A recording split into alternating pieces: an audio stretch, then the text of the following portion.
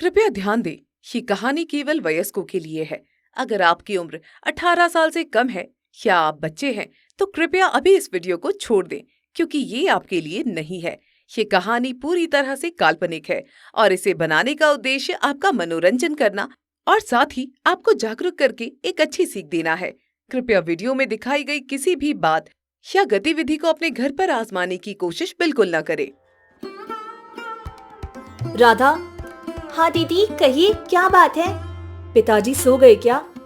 हाँ दीदी, पिताजी तो खाना खाकर कब के सो गए। ठीक है, फिर अच्छा है, जल्दी सो गए। एक काम है, करेगी? क्या काम दीदी? चल मेरे साथ। कहाँ दीदी? चल बताती हूँ। अच्छा सुन, थोड़ा सा नमक ले आना। पर नमक का आप करेंगी क्या, और क्यों चाहिए आपको नमक दीदी? ठीक है, मैं खुद ही ले लेती हूँ। रूपाली राधा को अपने साथ लेकर घर के बाहर आ जाती है और उसे घने अंधेरे में नदी की ओर ले जाती है। दीदी, आप इतने अंधेरे में मुझे कहाँ लेकर जा रही हो? तुझे मेरे ऊपर विश्वास नहीं है क्या? सवाल कम पूछ और सीधा चल मेरे साथ। लेकिन दीदी। रूपाली गुस्से में राधा को आंख दिखाती है। बोला ना, सवाल नहीं, समझ नहीं आता क्या तुझे? रूपाली रात के घने अंधेरे में अपनी बहन राधा को लेकर नदी की ओर बढ़ी जा रही थी। राधा ये सोच सोच कर परेशान थी कि आखिर उसकी बहन के दिमाग में चल क्या रहा है और वो उसे इतनी रात को कहाँ लेकर जा रही है। ये दीदी मुझे आखिर लेकर कहाँ जा रही है? इस ओर तो नदी है, ज्यादा कुछ बोल भी नहीं सकती। पहले तो ठीक से कभी बात भी नहीं करती थी। बस कुछ देर और, फिर तू हमेशा हमेशा के लिए इस दुनिया से ही आजाद हो जाएगी। राधा रूपाली को फूटी आंख नहीं भाती थी। रूपाली राधा से बहुत चिढ़ती थी क्योंकि राधा रूपाली की सौतेली बहन थी। रूपाली राधा को लेकर एक नदी के किनारे आ जाती है। ये क्या दीदी, आप मुझे यहाँ इस नदी के किनारे क्यों लेकर आई हैं? अरे आप हंस क्यों रही हैं? चलिए ना, घर चलते हैं। अरे डर मत, मैं हूँ ना। मुझे इस नदी के किनारे लगे हुए वो खट्टे मीठे बेर बहुत पसंद है। बड़ा मन कर रहा था खाने का, इसीलिए तुझे अपने साथ ले आई। ये क्या दीदी, इतनी रात में भला कोई यहाँ बेर के लिए आता है? अब चलिए यहाँ से। हाँ हाँ, जिसके लिए आई हूँ वो तो लेके आऊं। यही रुक, मैं बेर तोड़ कर लाती हूँ। रूपाली कुछ बेर तोड़ती है और राधा के पास ले आती है। आजा, उस पेड़ के नीचे बैठकर खाते हैं। बढ़िया नमक के साथ इन खट्टे मीठे बेरों को खाएंगे, मजा ही आ जाएगा। नमक से बेर का स्वाद कई गुना बढ़ जाता है, इसीलिए साथ में नमक लेकर आई हूँ। ये ले, खा इसे। नहीं दीदी, आप खाइए और जल्दी चलिए यहाँ से, मुझे नहीं खाना। ऐसे कैसे नहीं खाना इसे? चल खा। इतनी रात को मैं तुझे ये स्वादिष्ट बेर खिलाने लाई हूँ और तू नखरे कर रही है। चल खा इसे। नहीं खाएगी तो जबरदस्ती खिलाना मुझे आता है। दीदी, आप मेरे साथ ऐसा क्यों कर रही हैं? तो सीधे सीधे ये बेर खा, वरना तू मुझे अच्छे से जानती है कि मैं क्या कर सकती हूँ। राधा अपनी बहन रूपाली के व्यवहार से बहुत डरती थी। रूपाली बहुत तेज तर्रार थी, वही राधा सीधी और शांत। हाँ ठीक है। राधा जैसे ही नमक के साथ उन बेरों को खाती है, उसकी तबीयत अचानक से खराब हो जाती है। दीदी, मुझे ये क्या हो रहा है? मुझे चक्कर क्यों आ रहे हैं? क्या आपने इसमें कुछ मिलाया है दीदी? दीदी मेरी मदद करो। मैं यहाँ तेरी मदद करने नहीं बल्कि तुझे ऊपर पहुँचाने आई हूँ। जिस नमक को तू बेर के साथ बड़े स्वाद के साथ खा रही है, उसमें जहर मिला रखा है मैंने। क्या? पर दीदी, आपने मेरे साथ ऐसा क्यों किया? मैंने आपका क्या बिगाड़ा था जो आपने इसमें जहर मिला दिया? कुछ ही देर में राधा तड़प तड़प कर मर जाती है। लगता है ये मर चुकी है। अब मुझे जल्दी से अपना बाकी का काम भी करना होगा। रूपाली भागती हुई तांत्रिक बाबा के पास पहुंच जाती है, जो नदी के पास ही रहती थी। बाबा, बाबा कहाँ हैं आप? हाँ, मैं यहाँ हूँ। आ गई तू। मैंने अपना काम भी कर दिया। अब जल्दी से आप राधा के मृत शरीर को पुनर्जीवित कर दीजिए।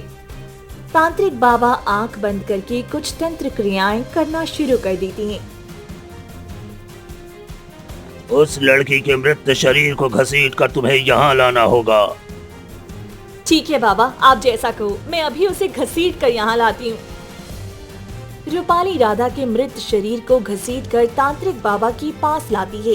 तांत्रिक बाबा अपनी कुछ क्रियाओं और भयानक शक्तियों से एक आत्मा को बुलाती हैं और राधा के शरीर में प्रवेश करवा देती हैं और राधा की आत्मा को उसी जगह नदी के पास लगे एक पीपल के पेड़ में कैद कर देती हैं। उसके बाद राधा जिंदा लाश बनकर चलने फिरने लगती है। अब मैंने इसके अंदर एक भयानक आत्मा प्रविष्ट करा दी है। अब तो इसे अपने तरीके से काम करवा सकती है। जा, ले जा इसे। पर ध्यान रहे, ये आत्मा जितनी शांत है उससे कहीं ज्यादा खतरनाक भी। ठीक है बाबा, मैं इस बात का ध्यान रखूंगी। रूपाली राधा को अपने साथ घर ले जाती है। अगली सुबह आज तुम दोनों को क्या हुआ? अभी तक सो रही हो? अरे उठो भी दोनों। पता है ना कुछ दिनों में घर में शादी है, फिर भी सोए पड़ी हो। सारा काम पड़ा है, उठ भी जाओ। ओहो पिताजी, सुबह सुबह क्यों चिल्लाए जा रहे हैं? सारी नींद खराब कर दी। क्या बेटी, सोते ही रहना है क्या? अगर ऐसे ही सोती रहोगी तो हो गई शादी। आप चिंता मत करिए, सब हो जाएगा। ये शादी तो अब होकर ही रहेगी। ठीक है, मैं बाकी के काम कर लेता हूँ। मेरे सारे सपनों पर पानी फिर गया। सारे सपने चूर चूर हो गए। लेकिन मैं इतनी जल्दी हार मानने वाली नहीं हूँ। बड़ी मुश्किल से उस जमींदार के लड़के को फंसाया था। सोचा था उसकी हवेली में जाकर राज करूंगी, लेकिन आज वो खुद एक मामूली सा नौकर बनकर रह गया है। रूपाली की शादी गांव की एक बहुत बड़ी जमींदार की बेटी राहुल के साथ तय हुई थी। राहुल जमींदार का एक लौता बेटा था, लेकिन राहुल के पिता के मरने के बाद कुछ ही दिन हुए थे कि राहुल के चाचा ने राहुल की सारी जायदाद संपत्ति हड़प ली और राहुल एक मामूली नौकर बनकर रह गया। रूपाली बेटी, राधा अभी उठी नहीं क्या? जाकर उसे भी उठा दे। जी पिताजी, मैं अभी राधा को जगा देती हूँ। कुछ ही दिनों में राहुल बारात लेकर आता है और रूपाली अपनी जगह राधा को मंडप के नीचे घूंघट डालकर बिठा देती है। शादी संपन्न होती है और फिर राहुल घूंघट में छिपी हुई आत्मा को ब्याह कर अपने साथ ले जाता है। चलो, सब बढ़िया से हो गया। राधा, ओ राधा बेटी। जी पिताजी। अरे अंदर से ही आवाज लगाती रहोगी कि बाहर भी आएगी? अच्छा ठीक है, सुन, मैं व्यापार के सिलसिले में कुछ दिनों के लिए बाहर जा रहा हूँ। तू अपना ख्याल रखना। ठीक है पिताजी, आप भी अपना ख्याल रखिएगा। यही तो मैं चाहती थी पिताजी। रूपाली पहले से ही जानती थी कि उसके पिताजी दूसरे दिन ही व्यापार के लिए निकल जाएंगी। वहीं दूसरी ओर राहुल अपनी पत्नी को समझ नहीं पा रहा था। रूपाली, तुम्हें आखिर हुआ क्या है? पहले तो कोई शर्म हया नहीं थी, अब इतना बड़ा घूंघट। हटाओ इसे। नहीं। अरे क्या हुआ है? शादी से पहले तो तुम ऐसी बिल्कुल भी नहीं थी। अब न ज्यादा मुझसे बातें करती हो, ना ही ये घूंघट हटाती हो। बोलो ना, क्या हुआ है तुम्हें? ये क्या, तुम्हारे तो हाथ भी कितने ठंडे हैं। राधा बिना कुछ बोली वहाँ से चली जाती है। राहुल को उसका व्यवहार कुछ समझ नहीं आता। आखिर रूपाली को हुआ क्या है? मुझसे न ठीक से बात कर रही है, न मेरे पास ठीक से बैठ रही है। कुछ तो गड़बड़ जरूर है, मुझे पता लगाना होगा। एक रात जब सभी सो रही होती हैं, तभी अचानक से कुछ अजीबोगरीब आवाजें हवेली में आने लगती हैं, जिससे राहुल उठकर बैठ जाता है। ये कैसी आवाज आ रही है? मुझे जाकर देखना चाहिए। रूपाली, रूपाली, अब ये रूपाली कहाँ चली गई? रूपाली, रूपाली। राहुल रूपाली को ढूंढते ढूंढते बाहर आ जाता है। वो देखता है कि रूपाली घने अंधेरे में जंगल की ओर बढ़े जा रही थी। ये क्या, रूपाली इतनी रात को कहाँ जा रही है? रूपाली, रूपाली रुक जाओ। अरे रुको, कहाँ जा रही हो तुम? अजीब लड़की है, मेरी तो सुन ही नहीं रही है। रूपाली, रूपाली, मेरी बात सुनो रूपाली। चलो अच्छा हुआ राधा यहाँ से चली गई। अब मैं इस हवेली में घुस जाती हूँ, तभी तो राहुल के चाचा पर डोरे डाल पाऊंगी। आखिर ये सब अब उन्हीं का ही तो है। पर मौका मिला तो राहुल को भी अपने रास्ते से हटा दूंगी। बस राहुल के चाचा से मेरी शादी हो जाए, फिर ये हवेली भी मेरी और ये सब कुछ भी मेरा। अचानक से राधा उस अंधेरे जंगल में गायब हो जाती है। राहुल राधा को बहुत ढूंढता है, लेकिन उसे राधा कहीं नजर नहीं आती और फिर राहुल वापस अपनी हवेली में आ जाता है। जैसे ही वह अपने कमरे में आता है, देखता है रूपाली सामने खड़ी है और उसके सर पर घूंघट भी नहीं है। रूपाली, तुम यहाँ? ये सब क्या चल रहा है? मुझे तो कुछ समझ में नहीं आ रहा है। तुम तो अभी जंगल की तरफ गई थी ना? ये तुम क्या कर रहे हो राहुल? मैं तो यहीं थी। लगता है तुमने कोई डरावना सपना देखा है। नहीं, मैंने सच में तुम्हें बाहर जंगल की तरफ जाते देखा था। और तुम्हारा घूंघट आज कैसे हट गया? तुम भी ना, चलो सो जाओ। अजीब अजीब बातें कर रहे हो। हाँ, शायद मुझसे ही इतनी बड़ी खुशी बर्दाश्त नहीं हो रही है। तुम मुझे इतनी आसानी से मिल गई, मुझे तो विश्वास ही नहीं हो रहा है। पता है, मैंने एक झूठी अफवाह उड़ाई थी। झूठी अफवाह? वो भला क्या? यही कि मेरे पिताजी की मृत्यु के बाद मेरे चाचा जी ने मेरी सारी जायदाद हड़प ली। यह सब झूठ था। मतलब मैं कुछ समझ नहीं पा रही हूँ। राहुल, ठीक से बताओ ना। जायदाद छीनने की बात झूठी थी रूपाली। मैं तो सिर्फ तुम्हारी परीक्षा ले रहा था कि तुम मुझसे प्यार करती हो कि मेरी जायदाद से। ये मेरे चाचा ने ही कहा था मुझसे ऐसा करने के लिए। इसलिए मुझे पता था मेरी रूपाली मेरी जायदाद से नहीं बल्कि मुझसे प्यार करती है। तभी तो आज तुम मेरे साथ हो, है ना? राहुल की बात सुनते ही रूपाली के पैरों तले जमीन खिसक जाती है और वो खुद से कहती है, ये मैंने क्या कर दिया? बिना सोचे समझे राधा के मृत शरीर से राहुल की शादी करवा दी। मैं सच में बहुत बड़ी मूर्ख हूँ। क्या हुआ रूपाली, तुम्हें किस सोच में पड़ी हो? वो कुछ नहीं, कुछ भी नहीं। बड़ी घबराई हुई लग रही हो। सब ठीक तो है ना? हाँ हाँ, सब ठीक है। रूपाली को अपने किए पर बड़ा पछतावा होता है। ये मेरे से क्या हो गया? अब मैं क्या करूं? हाँ, एक काम करती हूँ, कल सुबह होती ही मैं बाबा के पास जाती हूँ, शायद कोई उपाय मिल जाए। अगली सुबह लगता है अभी सब सो रहे हैं, यही मौका है, मुझे बाबा के पास जाना चाहिए। रूपाली सुबह सुबह बाबा के पास निकल जाती है। रूपाली जब जंगल की ओर जा रही होती है, तभी उसे राहुल देख लेता है। रूपाली आज फिर जंगल में कहाँ जा रही है? कुछ तो गड़बड़ जरूर है। मुझे पता लगाना ही होगा, आखिर ये सब चल क्या रहा है।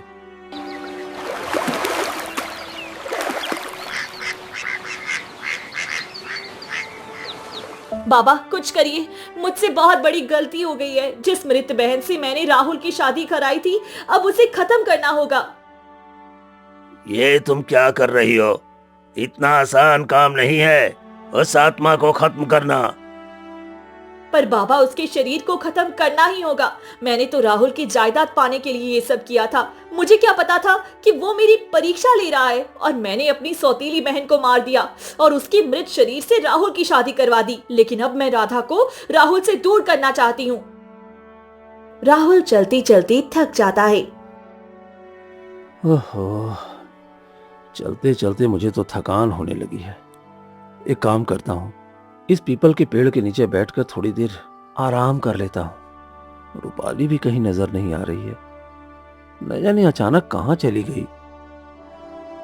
राहुल जैसे ही पीपल के पेड़ के नीचे बैठकर आराम करने लगता है, तभी एक आवाज आती है, मैं अब यहाँ और नहीं रह सकती, मुझे यहाँ से निकालो, निकालो मुझे यहाँ से। राहुल लड़की की आवाज सुन घबरा जाता है। कौन कौन है? कौन है यहाँ?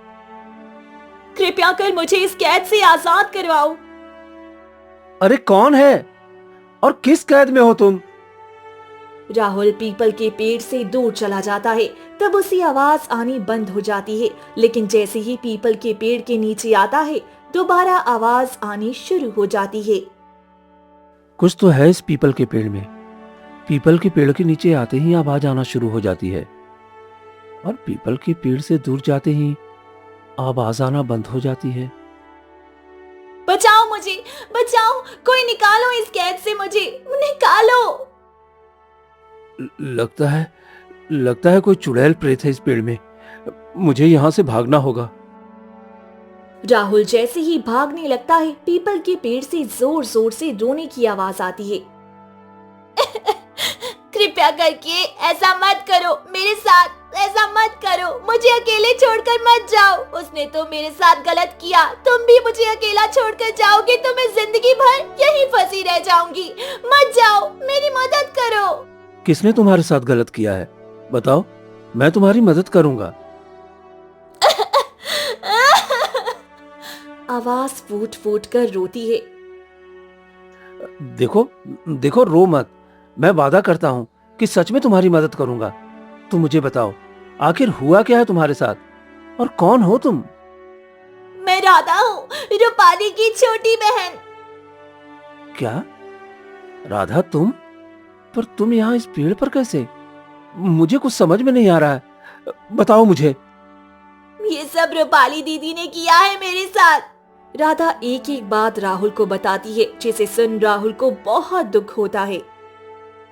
मुझे नहीं पता था जिससे मैं इतनी मोहब्बत करता हूँ वो इतनी गिरी हुई निकलेगी।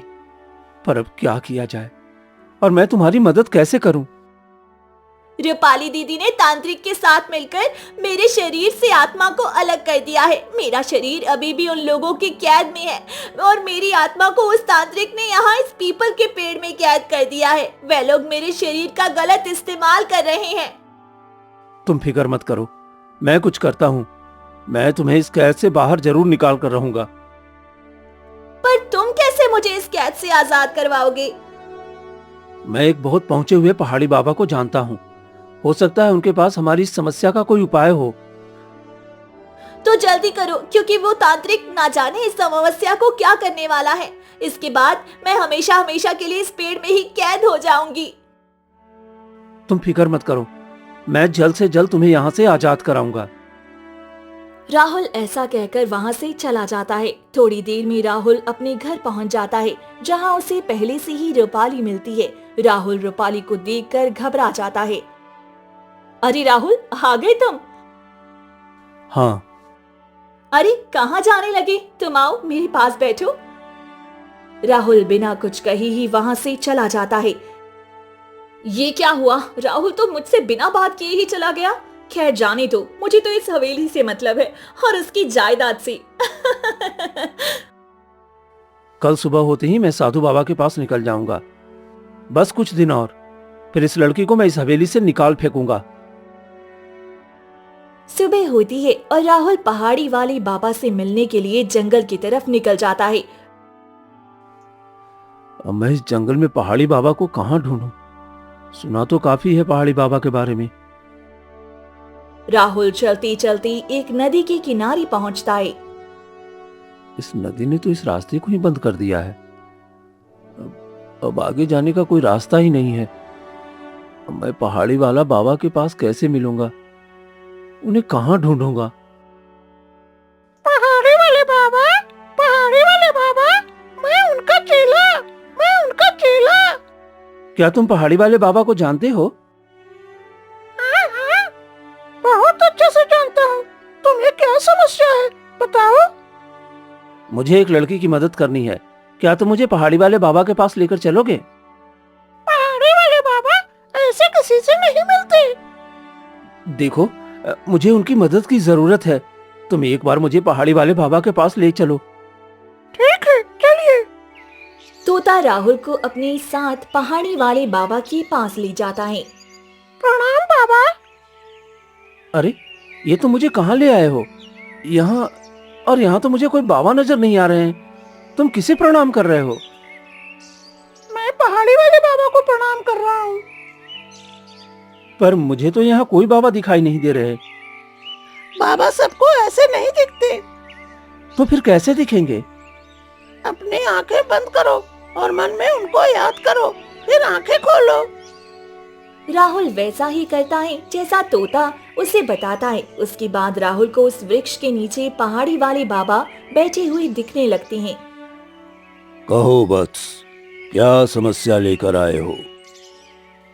क्या बताऊं बाबा, मैं बड़ी मुसीबत में फंस गया हूँ। मेरी वजह से एक लड़की की जान खतरे में है। अगर मैंने उसे नहीं बचाया तो वो हमेशा हमेशा के लिए अपनी जान से हाथ धो बैठेगी। कृपया कर आप मेरी मदद करें। बेटा, पहले तो मुझे सारी बात विस्तार से बताओ। राहुल पहाड़ी वाले बाबा को सारी बात विस्तार से बताता है।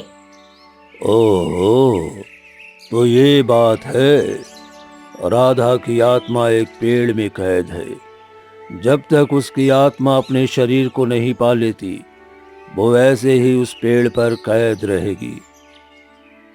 हाँ बाबा, कोई तो उपाय होगा उसे आजाद कराने का। उपाय तो है, लेकिन इसमें तुम्हारी जान को भी खतरा हो सकता है। बाबा, मुझे अपनी जान की फिक्र नहीं है, आप बस कैसे भी करके उस लड़की की जान को छुड़ा दीजिए। वो तांत्रिक बहुत खतरनाक है।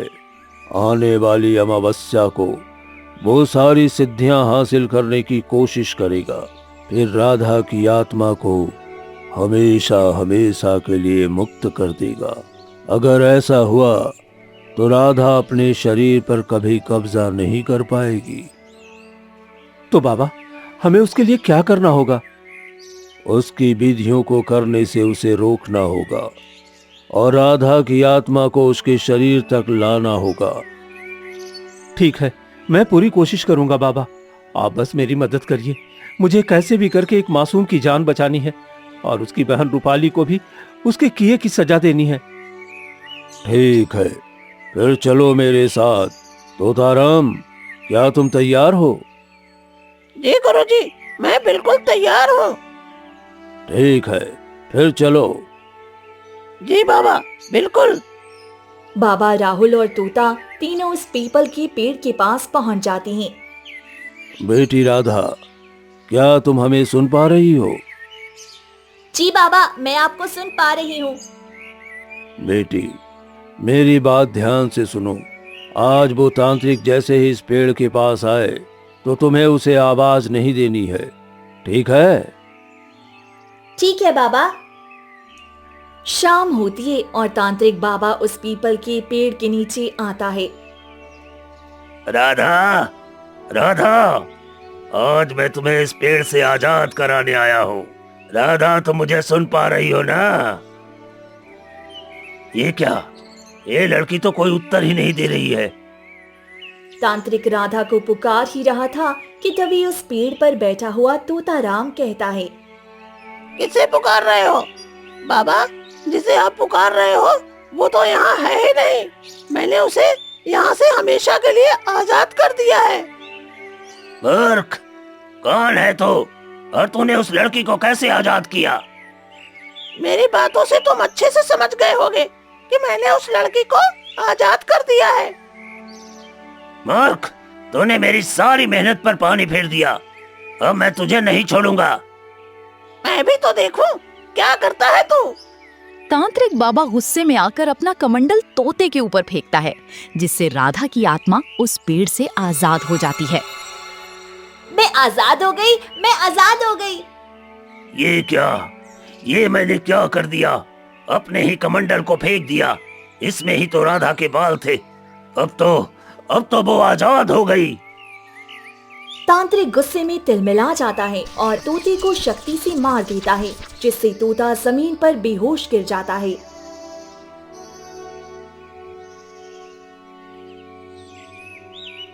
बाबा, ये क्या, तोते को तो उस तांत्रिक ने।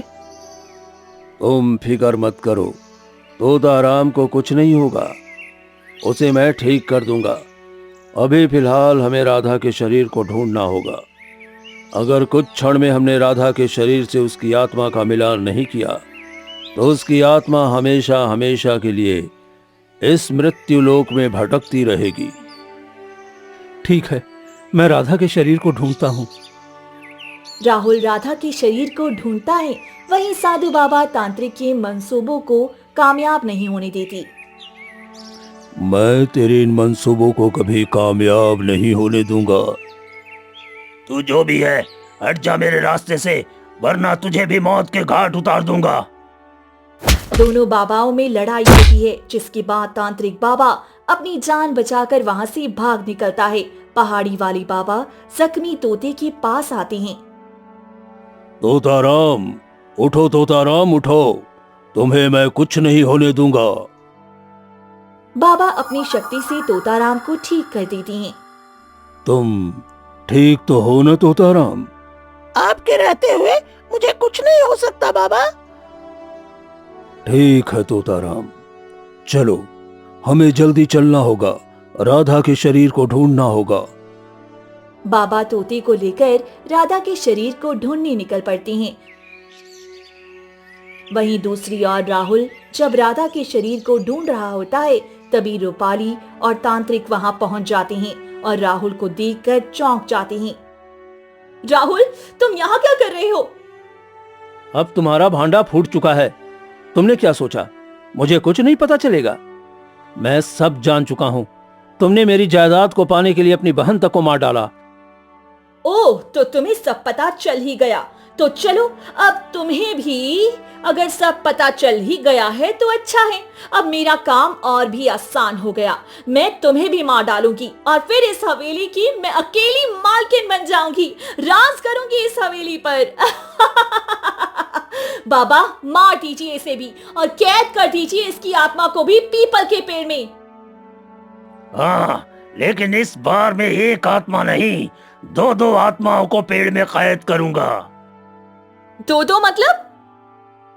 तेरी गलतियों की वजह से राधा की आत्मा मेरे हाथों से निकल गई, जिसके कारण मैं अपनी सिद्धियां प्राप्त नहीं कर पाया। अब मैं तुझे भी नहीं छोड़ूंगा। तांत्रिक बाबा अपनी शक्तियों से रूपाली के शरीर से आत्मा निकाल लेता है और फिर जैसे ही राहुल के शरीर से आत्मा निकालने वाला होता है, तभी वहां बाबा अपने तोते के साथ आ जाते हैं। रुक जा, नहीं तो तेरी आत्मा को किसी लायक नहीं छोड़ूंगा। तांत्रिक वहीं अपने कमंडल को छोड़कर वहां से भाग निकलता है। दोबारा आऊंगा, छोड़ूंगा नहीं मैं, दोबारा आऊंगा। आपका बहुत बहुत धन्यवाद बाबा जी, आप समय पर आ गए, वरना आज वो तांत्रिक तो मेरी भी आत्मा को कैद कर लेता। अब जल्दी से राधा की मदद कर दीजिए। राहुल, राहुल बचाओ मुझे, इस कैद से निकालो मुझे, मेरा दम घुट रहा है। तुम तो मुझसे प्यार करती हो ना, क्या तुम मेरी मदद नहीं करोगे? बहुत हुआ तुम्हारा नाटक, अब मैं तुम्हारी बातों में नहीं आने वाला। अब तो जिंदगी भर यही सड़ेगी। ऐसा मत करो राहुल, मैं तुमसे आज भी प्यार करती हूँ, बहुत प्यार। हाँ हाँ, देख लिया मैंने तुम्हारा प्यार। जो कुछ धन दौलत के लिए अपनी बहन को मार सकती है, वो न जाने मेरे साथ क्या करेगी। बाबा, आप बस राधा की मदद कर दीजिए। बेचारी, उसे तो उस बात की सजा मिल रही है जो उसने की भी नहीं है। हाँ, मैं राधा की आत्मा को अपने साथ ले आया हूं, पर क्या तुम्हें राधा का शरीर मिला? नहीं बाबा, मैंने राधा के शरीर को बहुत ढूंढा, लेकिन वो मुझे कहीं नहीं मिली। तुम लोगों को राधा का शरीर इतनी आसानी से मिलने वाला नहीं है। राहुल, बस कुछ समय और बचा है। अगर राधा के शरीर को नहीं ढूंढा गया तो मैं भी कुछ नहीं कर पाऊंगा। एक काम करो, हम तीनों अलग अलग दिशाओं में जाकर राधा के शरीर को ढूंढते हैं। तोताराम, तुम पूर्व दिशा में जाओ, राहुल तुम पश्चिम दिशा में जाओ और मैं उत्तर में खोजता हूं। ठीक है बाबा। ठीक है बाबा। तीनों अलग अलग दिशा में राधा के शरीर को ढूंढना शुरू कर देती हैं। तभी तोतीराम को आम के पेड़ पर राधा का शरीर दिखता है। तोता आंख बंद करके बाबा को बुलाता है। बाबा, मुझे राधा की आत्मा मिल गई, आप जल्दी पूर्व दिशा में आ जाइए। बाबा राहुल को लेकर पूर्व दिशा की ओर जाते हैं और राधा के शरीर को पेड़ से नीचे उतारते हैं। बाबा अपनी शक्तियों से राधा की आत्मा को उसके शरीर में प्रविष्ट करा देती हैं, जिससे राधा फिर से जीवित हो जाती है। आप सभी का बहुत बहुत धन्यवाद। आज मैं आप सबकी वजह से जीवित हो पाई हूँ। नहीं राधा, इसमें तो तुम्हारी कोई भी गलती नहीं है।